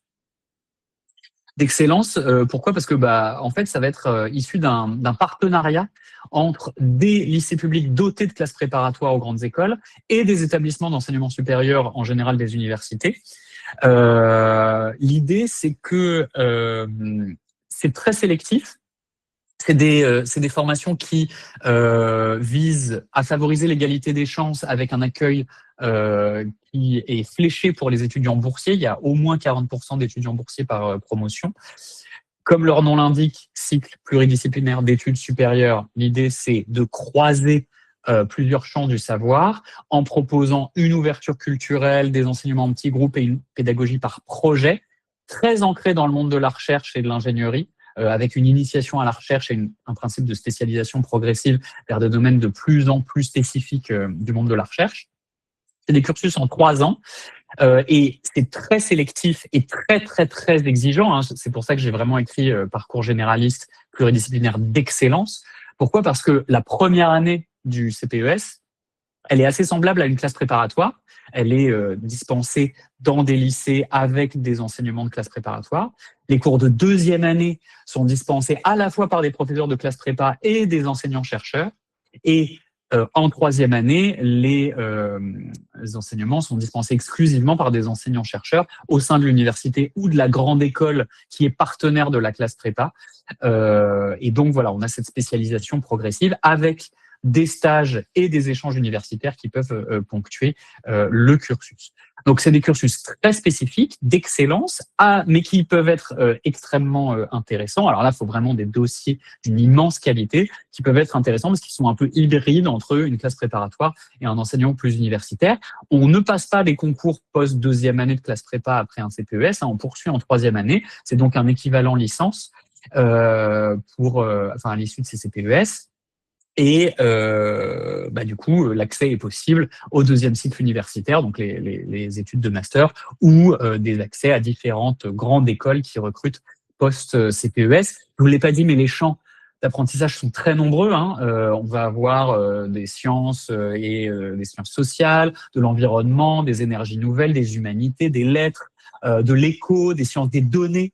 Des CPES aussi en lien avec les innovations biomédicales et pharmaceutiques. Bref, les champs sont très nombreux et plusieurs champs sont proposés par CPES. C'est l'intérêt du pluridisciplinaire.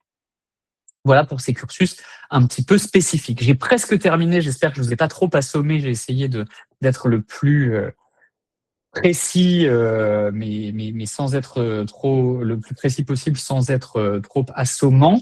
Je termine ce panorama par la galaxie des écoles spécialisées. Alors là, je vous le disais en introduction, je ne vais pas pouvoir être extrêmement précis parce que les écoles spécialisées sont extrêmement nombreuses. Elles proposent des études en 3 ans ou en 5 ans qui débouchent soit sur des diplômes d'État, soit sur des diplômes d'école.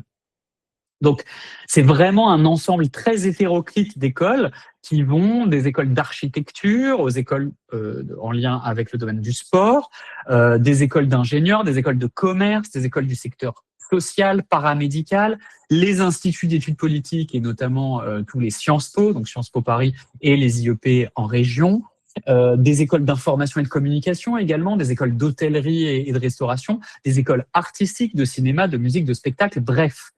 Les écoles spécialisées sont extrêmement nombreuses. Elles proposent des recrutements qui sont spécifiques, soit par école, soit par réseau d'écoles. Les écoles post-bac d'ingénieurs et les écoles post-bac de commerce, notamment, recrutent sur des concours communs. C'est-à-dire que, par exemple, une quinzaine d'écoles de commerce vont se réunir dans un concours qui s'appelle le concours Sésame, que les élèves vont pouvoir préparer pendant leur année de terminale et passer pendant leur année de terminale également. Et la réussite à ce concours donne accès aux 15 ou aux 14 écoles du réseau. C'est exactement la même chose pour les écoles d'ingénieurs. Il y a 4 grands réseaux d'écoles d'ingénieurs qui regroupent donc énormément d'écoles qui recrutent sur concours commun. Les modalités de recrutement donc sont extrêmement variées, mais toutes ces écoles sont extrêmement sélectives. Attention, certaines sont publiques, d'autres non. Certaines peuvent coûter très cher, d'autres non. Et très important, il faudra bien regarder cela si vous êtes intéressé par des poursuites d'études en école spécialisée immédiatement après le bac. Il faudra bien voir quels sont les diplômes, s'il y a un diplôme délivré, si c'est un diplôme d'État, si c'est un diplôme d'école, s'il y a des équivalences nationales ou pas, puisque certaines formations peuvent être certifiantes mais non diplômantes, c'est-à-dire qu'il n'y a pas forcément d'équivalent licence ou master. Donc il faut être extrêmement attentif à cela. Encore une fois, je ne peux pas rentrer dans tous les détails, mais les possibilités de poursuite en école spécialisée post-bac sont extrêmement nombreuses et bien souvent, non, pas bien souvent, parfois, des grandes écoles accessibles après une classe préparatoire proposent également des cursus post-bac. Donc, il y a le programme grande école accessible après une classe prépa ou en recrutement universitaire pour les excellents étudiants universitaires. Mais ces mêmes écoles peuvent proposer également des cursus post-bac qui sont un peu moins sélectifs évidemment que les concours post-prépa, mais ça existe. Et encore une fois, ça dépend des domaines, mais les recrutements peuvent présenter des modalités extrêmement variées d'une école à l'autre. Donc là, il faut se renseigner précisément sur ces modalités, si vous êtes intéressé par l'architecture, par tous les domaines qui sont indiqués sur cette diapositive. Je ne vais pas pouvoir rentrer beaucoup plus dans le détail ce soir, et c'est tant mieux parce qu'il est déjà 19h37 et que je ne veux pas trop vous endormir. Voilà donc pour ce schéma général des études supérieures en France. Vous l'avez compris, certaines formations sont courtes, d'autres longues, certaines formations sont très sélectives, d'autres un peu moins sélectives. En fonction de tous ces paramètres, eh bien, vous allez pouvoir commencer à explorer l'univers des possibles, à vous intéresser aux modalités de recrutement. Et pour revenir à la question qui était posée dans le chat, en réalité, une immense majorité de ces cursus se fichent complètement de savoir quels sont les enseignements suivis au lycée, puisque beaucoup de cursus post-bac sont accessibles aussi bien aux bacheliers généraux qu'aux bacheliers technologiques, et au sein de la voie générale, qui est celle qu'on propose à l'école alsacienne, mais encore une fois, on est tout à fait prêt à orienter les élèves de seconde vers des formations technologiques si ces voies peuvent présenter une vraie voie de réussite pour eux. Au sein de la voie générale, une très grande majorité des formations se fichent complètement de savoir quels sont les enseignements de spécialité suivis. L'important, ça va être la qualité du dossier. Ça va être la robustesse des notes, ça va être la qualité des appréciations des professeurs. Et donc, c'est pour ça que le premier critère de choix des spécialités, c'est vraiment l'envie, c'est vraiment le plaisir que vous prendrez, vous, élèves, dans les enseignements que vous suivrez. Après, bien sûr, il y a des passages obligés. Je vais être très rapide là et on vous en reparlera un peu plus tard. On en a parlé très largement aux élèves en classe. L'idée, c'est qu'évidemment, il n'est pas possible de faire des cursus scientifiques sans avoir suivi des spécialités scientifiques. Donc, si on veut suivre des cursus scientifiques en lien avec les domaines médicaux, paramédicaux, les sciences de la santé, les sciences de la vie, la biologie, les sciences de l'environnement, la géologie, il faut avoir fait maths, physique, SVT. Très clairement. Il y a quelques cursus de biologie ou de biotechnologie qui sont accessibles uniquement avec une SPSVT sans avoir fait physique et maths, mais le champ est quand même assez réduit. Donc, pour faire de l'ingénierie, il faut des spé scientifiques et pour faire des études en lien avec l'environnement, la santé, la biologie, la géologie, le médical, le paramédical, il faut avoir fait maths, physique, SVT, c'est vraiment ce qui est recommandé. Pour de l'ingénierie hors sciences de la santé ou de l'environnement, on peut se contenter de maths physique et d'une troisième spé scientifique, soit SVT, soit NSI. Pourquoi pas d'une troisième spé plutôt sciences humaines avec histoire géo, géopolitique, sciences politiques, mais il faut être vraiment très très bon en sciences. Mais voilà, ça peut être un équilibre intéressant pour un élève qui hésite entre un cursus scientifique d'ingénierie hors santé, environnement, biologie et un cursus de sciences humaines, de faire cette combinaison maths, physique, histoire géo, géopolitique et sciences politiques. Un autre passage obligé, c'est les cursus de commerce, d'économie, de business, de gestion, de finance.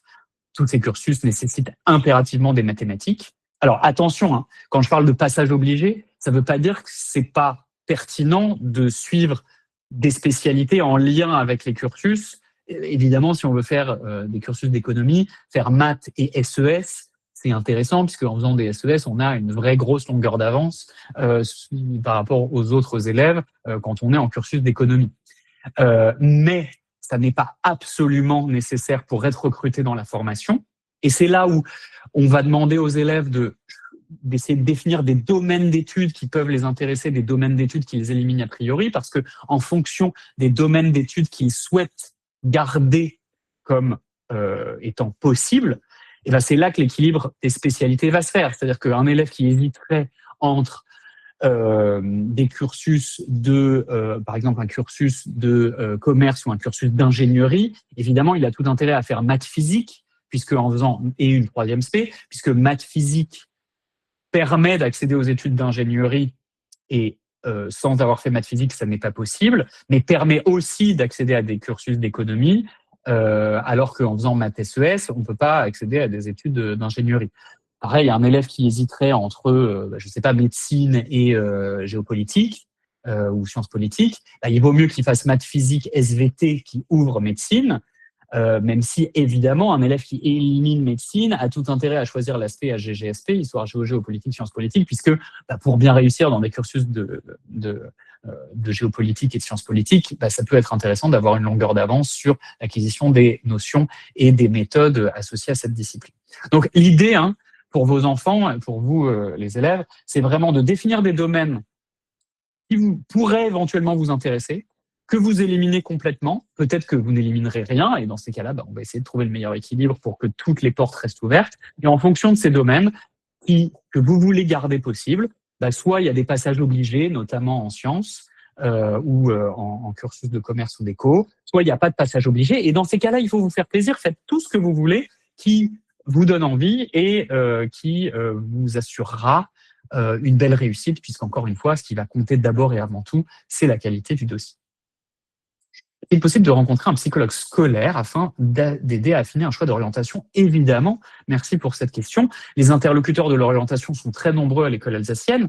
Madame Poirier, évidemment, est votre principale interlocutrice, mais les professeurs principaux sont également les interlocuteurs premiers des élèves. Au-delà des professeurs principaux et de Madame Poirier, de nombreux interlocuteurs sont disponibles à l'école alsacienne. Les professeurs documentalistes au CDI qui ont pas mal de documentation. Pour l'ouverture internationale, Madame Hélinger est disponible. Et évidemment, les psychologues scolaires sont à la disposition des élèves pour échanger avec eux, faire le point sur leurs envies et leur personnalité, puisque évidemment, pour s'orienter au mieux, il est important d'essayer de bien se connaître, essayer de bien repérer nos stratégies de travail. Comment est-ce qu'on va être plus ou moins à l'aise dans du travail individuel, de groupe, dans du travail autonome ou très cadré, dans un travail un peu sous pression avec des exigences fortes très régulières ou au contraire des exigences ponctuelles en fin de période. Et voilà, la sensibilité, la manière d'appréhender le travail. Évidemment, tout ça, c'est des questions qui sont à discuter avec les psychologues scolaires qui sont également tout à fait compétents en orientation. Gabriel Marioni accompagne de nombreux élèves dans la construction de leur projet d'orientation et Emmanuel Hervé Lovray est également disponible et s'y connaît tout à fait. Merci beaucoup pour vos encouragements dans le chat et évidemment la présentation sera partagée, publiée sur le site de l'école alsacienne avec le diaporama. Y a-t-il des spécialités indispensables pour une CPGE lettres? Pas du tout. Les cursus littéraires et les cursus de sciences humaines n'ont aucun passage obligé. Donc là, il faut vraiment se faire plaisir. Donc typiquement, un élève qui hésite entre une prépa littéraire et une prépa scientifique, il vaut mieux qu'il fasse des enseignements scientifiques parce que sans ça, il ne pourrait pas faire de prépa scientifique. Mais un élève qui fait maths physique SVT ou maths physique numérique peut parfaitement candidater en prépa littéraire. Il n'y a aucun problème. Dès lors qu'il n'y a pas de passage obligé, tout est possible. Donc, évidemment, ça peut avoir du sens pour une prépa littéraire de faire... C'est-à-dire qu'un élève qui éliminerait le domaine scientifique et le domaine du commerce et de l'économie, il peut... il a tous les choix possibles. Ça peut avoir du sens, évidemment, de suivre des spécialités plus littéraires ou sciences humaines, comme langue, littérature et culture étrangère anglais, humanité, littérature et philosophie, histoire, géographie, géopolitique et sciences politiques. Ça a évidemment du sens. Maintenant, un élève qui hésite entre CPGE lettres et autre chose où il y a un passage obligé, c'est pas du tout un problème d'avoir fait des mathématiques pour faire une CPGE littéraire ou de la physique-chimie pour faire une CPGE littéraire. Au contraire, les maths, vous l'avez compris, ouvrent la filière lettres et sciences sociales. Faut-il faire une option mathématique pour des études de sciences politiques type IEP? Absolument pas nécessaire d'avoir fait des mathématiques pour faire des sciences politiques. Utile de faire des maths si on hésite entre des sciences politiques et des sciences ou du commerce et de l'éco. Pas du tout utile si on veut faire de la géopo pure. Comment faire pour obtenir un rendez-vous avec Madame Poirier? Trop facile, vous lui écrivez un petit mail et puis Madame Poirier, dès que possible, vous proposera un rendez-vous. N'hésitez pas d'abord à faire le point avec vos professeurs principaux, évidemment, mais Madame Poirier est disponible et vous pouvez passer au bureau, lui demander un rendez-vous ou lui envoyer un petit mail. Conseil de spécialiser pour des études en art numérique. Alors, les études en art appliqué ne nécessitent pas de spécialité particulière, mais évidemment, tout est possible. Encore une fois, ces études en art appliqué sont extrêmement rigoureuses, extrêmement exigeantes, extrêmement sélectives. Donc, c'est important d'avoir le meilleur dossier possible, quels que soient les spé. La spécialité numérique et sciences informatiques est intéressante pour avoir une maîtrise des langages numériques et de la programmation. C'est pas absolument nécessaire pour faire de l'art numérique. Il n'y a absolument pas de logiciel de design objet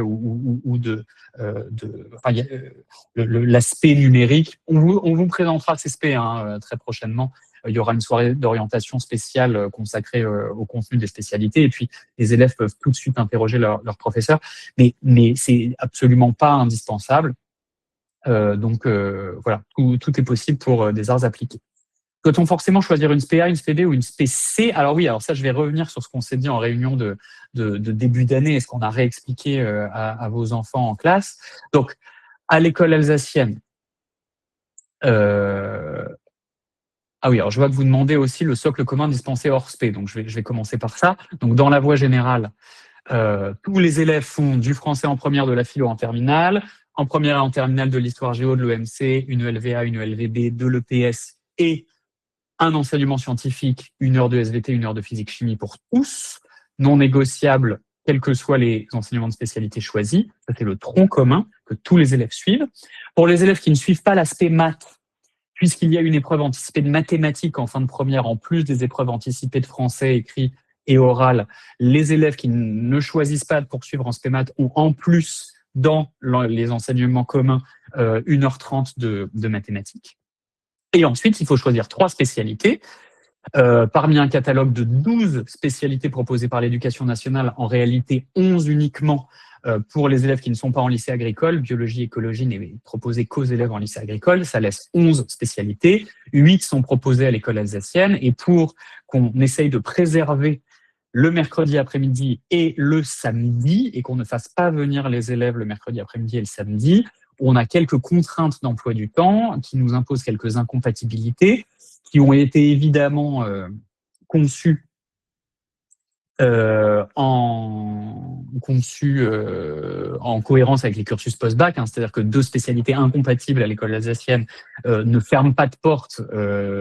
Si je prends l'exemple des maths ou de la littérature anglaise, même si ça peut être passionnant d'être spécialiste de mathématiques et de littérature anglaise, aucun cursus post-bac ne peut exiger d'un élève qu'il soit à la fois spécialiste en mathématiques et spécialiste en littérature anglaise. Et donc, on demande effectivement aux élèves de choisir une SPA, une SPB, une SPC, ce qui laisse énormément de combinaisons possibles en première et en terminale, où les élèves ne devront conserver que 2 spécialités sur les 3 qu'ils suivent en première. Sur les 28 combinaisons théoriquement possibles avec une spécialité, on en propose 21. Donc 21 combinaisons sur 28, ça laisse quand même énormément de possibilités. Évidemment, si on peut décloisonner un peu cette maquette d'enseignement, on le fera. Donc, dans le formulaire dialogue d'orientation que les élèves recevront dans les prochaines semaines, ils devront formuler un vœu de SPA, un vœu de SPB, un vœu de SPC, donc des vœux maquettes, et un 4e vœu de spécialité. Et ce 4e vœu de spécialité, ils nous diront si c'est un vœu de secours dans le cas où ils ne puissent pas accéder à leur vœu ABC qui leur convient très bien, ou si ce 4e vœu est un vœu coup de cœur qui pourrait être préféré à une autre discipline. Donc, par exemple, un élève pourra nous dire moi j'ai très envie de faire SVT, SES maths, mais idéalement je préférerais faire SES maths et LLCE. Et on va travailler avec ça. Je ne vous garantis absolument pas que ces 4e vœux hors maquette soit possible. Jusqu'à maintenant, on n'a pas réussi à proposer une maquette différente et une offre et des emplois du temps fondés sur autre chose que cette maquette-là. Mais on va donner cette année la possibilité aux élèves de formuler un vœu coup de cœur hors maquette. Si on y arrive, on sera très heureux de vous le proposer. Sinon, on reviendra sur le vœu maquette avec ses contraintes-ci. Faut-il mieux suivre un parcours technologique STD2A pour s'orienter en art numérique? Alors, pas du tout, hein. Le choix de la voie technologique versus la voie générale, ça dépend vraiment de la manière d'appréhender les apprentissages de votre enfant. La voie générale est plus appliquée. La voie technologique, excusez-moi, un petit peu de fatigue, toutes mes excuses. Donc, la voie technologique est un petit peu plus appliquée, fonctionne un petit peu plus sur des démarches de projet, dans des réalisations concrètes. Voilà, il y a une dimension pratique en voie technologique, alors que la voie générale est un peu plus théorique, un petit peu plus générale comme son nom l'indique, avec des enseignements dans des domaines d'application un petit peu moins étroits que les séries de la voie technologique. Mais c'est vraiment une question de manière d'appréhender le travail, d'aisance. Il est tout à fait possible de faire des arts numériques après une voie générale, ça ne pose aucune difficulté. Donc ça dépend de l'appétit de votre fils pour un enseignement, je dirais, qui ressemble un peu aux enseignements actuels qu'il trouvera dans la voie générale, ou plutôt pour des démarches un petit peu plus concrètes dans la forme de pédagogie de projet appliquée. Et dans ces cas-là, la voie technologique est intéressante. Et dans les 2 cas, STD2A ou voie générale, il y a une possibilité de s'orienter en art numérique. C'est vraiment le rapport au travail et aux manières d'apprendre qui est décisive dans le choix de la voie générale ou de la voie technologique. Je ne vois pas d'autres questions. Merci beaucoup à toutes et à tous pour votre attention et pour votre endurance, parce que c'est une présentation extrêmement riche.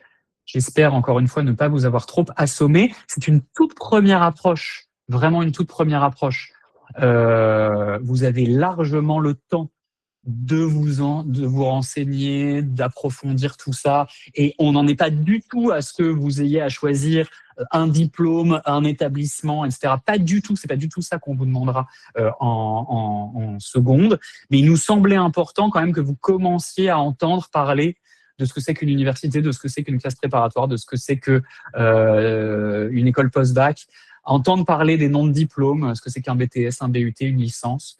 Et tout ça, l'idée c'est que ça mûrisse tranquillement, et on n'est pas du tout au stade où on va vous demander des choix d'orientation précis. On va simplement vous demander des vœux pour l'année prochaine, et évidemment ces vœux, ne dépendent pas d'une définition parfaitement précise de votre projet d'orientation. Heureusement, je l'ai dit aux élèves en classe, je le redis devant vous, parents d'élèves, énormément d'élèves de terminale qui sont en plein Parcoursup ne savent toujours pas précisément ce qu'ils veulent faire et c'est parfaitement normal. Les possibilités sont nombreuses, les passerelles existent, elles sont nombreuses également et donc l'idée c'est simplement d'essayer de maximiser le plaisir à chaque étape en gardant ouverte le plus d'opportunités possibles dans des champs d'apprentissage qui semblent être des champs d'intérêt pour chacune et pour chacun. Merci beaucoup pour votre attention. Madame Poirier, merci d'avoir été avec nous également. Et merci d'avance pour tous les conseils très éclairés que vous allez fournir aux élèves. Vous avez beaucoup de chance, les élèves, d'être entre les mains expertes de professeurs principaux extrêmement compétents et de votre CPE, Madame Poirier, qui connaît également parfaitement toutes ces filières, puisque Madame Poirier a travaillé dans des lycées polyvalents qui proposaient à la fois des voies générales, des voies technologiques, des voies professionnelles et des cursus post-bac. Donc, n'hésitez pas à contacter Madame Poirier. Merci à vous pour votre message dans le chat pour en savoir plus sur toutes ces filières. Très bonne soirée à toutes et à tous. Bravo encore d'avoir tenu bon pendant ces 2 heures de réunion et à très bientôt. Bonne soirée.